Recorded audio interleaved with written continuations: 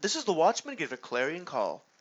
For those of us who are stacking precious metals, especially silver, these last few weeks have been kind of surreal, haven't they? I mean, most of us know by now that the silver market is as real as a $3 bill, and that the game is rigged every moment of every day by commercial banks acting as proxies for central banks. It's one thing, however, to know that in your head, but it's quite another thing to see the nearly daily info dump of WikiLeaks type stuff revealing these by the second collusions by these banks. Now, first of all, we had the Deutsche Bank settlement where they admitted they'd helped rig the silver market and settle to the tune of $60 million to come clean, in hopes of gaining some leniency.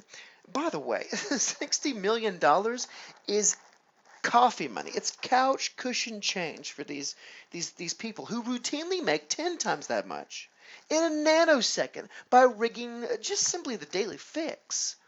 But the info and confession is the treasure trove that the authorities got. That's where the value is. Now, then we got the private email exchanges about these banks, these traders, even from the May Day massacre point in the month of May and in the month of June 2011. By the second stuff between traders of Deutsche Bank, HSBC, UBS, and a bunch of other winners. Real sociopaths talking, laughing about how they dominated the silver market, how they were the silver market, high-fiving each other, congratulating the winners, even as their actions meant that hundreds of thousands of real people, real small-time investors were decapitated, were hosed, totally hammered. These people are the scum of the earth. And as we all know, they've continued doing that on up until the present day. It's the only way that silver isn't a three-digit dollar price already. Constant rigging. Now, we've seen the smoking gun, though, as to the proof of it. And by the way, I'm still waiting for apologies from all the dirtbags in the precious metals scene who denied the manipulation in the first place. All those shills, all those chart readers with their science and, oh no, no, no, the banks don't rig precious metals. Why, J.P. Morgan and Deutsche Bank are as pure as the freshly driven snow. These price moves are only going down for years at a time because stackers just chose the wrong time to buy. Yeah, these people are scum too. Unequivocally scum. And that brings me to the second part of this clarion call. Right now, these market riggers are playing with fire here as they continually take silver and gold down further and further. Folks, the big reason the banksters are playing with fire isn't just that the public and the authorities are now all knowing what they've been up to. No, no, no. The most highly combustible situation they're dealing with now is that they're staring down the double-barreled shotgun of a newly hawkish Fed hiking interest rates coupled with India waging war on its cash and in selective cases war on its gold, taxes, import duties, and a few detailed confiscations of the metal itself. Well, big deal, Watchman. What does that have to do with silver? Everything, everything. India is silver. India has always been the key in silver, and I've said time and again, what happens in India next could curtail the silver supply by a lopsided amount. Now, what am I talking about?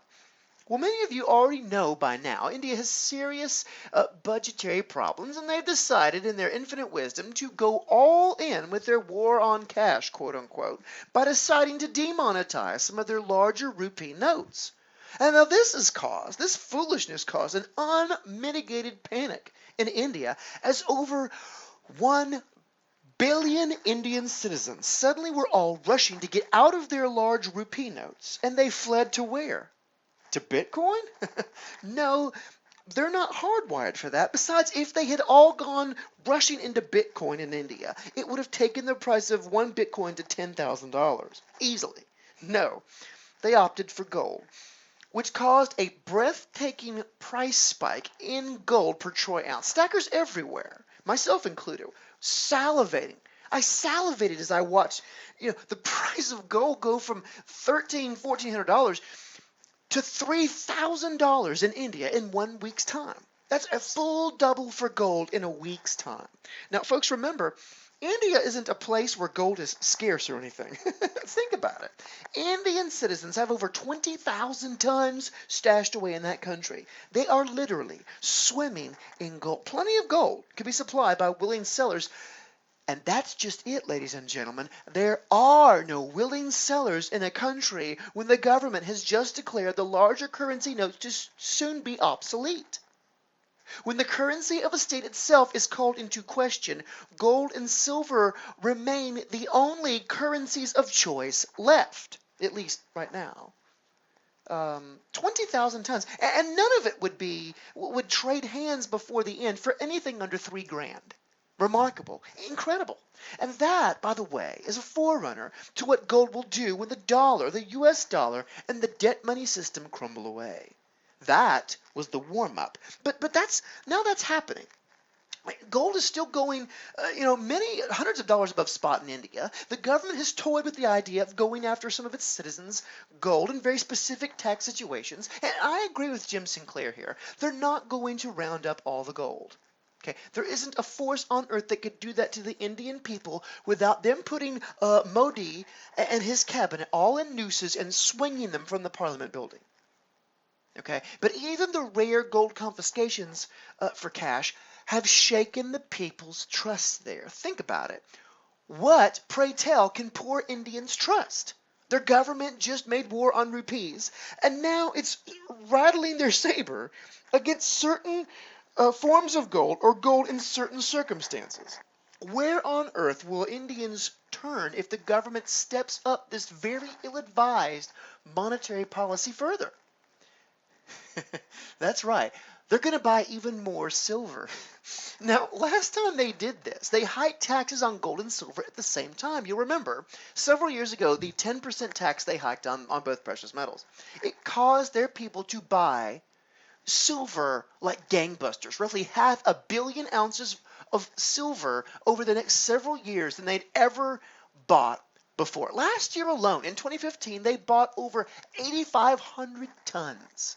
Roughly 1/3 of all silver produced on Earth in 2015 went to India.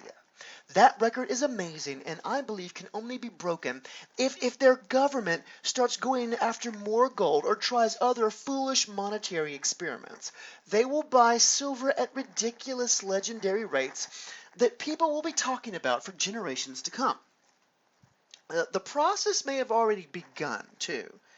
And I'll show you what I mean. In November, Indian gold and silver are up partly the supply because the demand there because of the lead up to Diwali. Okay, but silver's imports were the highest they'd been in 6 months.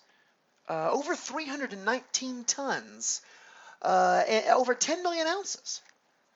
And folks, I'll bet you, as big a boost as that was, in the month of October, not November. November will see silver sales skyrocket past that as gold recently became unaffordable in the panic. That's key. It was unaffordable, and as a value play relative to silver, imagine silver staying at $20 while gold spiked to $3,000. I mean, how insane is this? If silver barely moves and gold explodes, silver has become the no-brainer and the surefire value play. And that will only intensify now as the precedent is set. Remember, if the price of gold is high and cash is tight right now, silver will continue to be the go-to metal. And with the price in the 16s now over the last few months, this will make silver even more attractive. I predict that we will likely see a jump in silver importations for the last 2 months in India and a new boom in 2017 if this trend continues. And now with Janet Yellen basically proving Donald Trump's point that he made that the Fed is incredibly political, not neutral, incredibly political, as they've gone and raised rates just in time for Trump's inauguration and promised to start, spraying everyone with multiple, shotgun blasts all throughout 17 of rate hikes when they wouldn't touch interest rates for 8 years of Obama. Give me a break. But he warned about this, and it's true. They are highly political. But now that she is doing this, it is putting the wind at the riggers' backs. They've got the wind in their sails. And if they take silver down to 16 and then below 16, they can easily take it to 14 again. 16 is the next big one. If it doesn't hold 16, we're going to the 14s. I'd say 80% likelihood, unless some big event happens. That's okay. If they do that again, as they did last time, they will bleed thousands and thousands of tons that they cannot afford to bleed to millions of nobodies in India, in Asia, the States, you and me, and we will all be part of it everywhere. We will take them down together. Okay, they're going to bring down the silver hammer at just the time when the largest possible number of stackers are going to want it. We will be there for this, you and I, and we will put the hurt on them. The market rigging in silver is becoming widely known, but if you couple it with the powder keg of India and this newly, quote, hawkish Fed, you have a recipe for fireworks. Now remember, gold's a much bigger market uh, in India, and it hit 3,000 per ounce in a panic spike.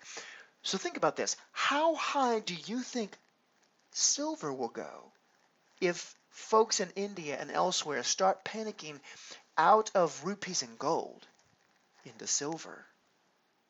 That's going to happen. This is the Watchman signing off. Stay vigilant and bring the fight to them.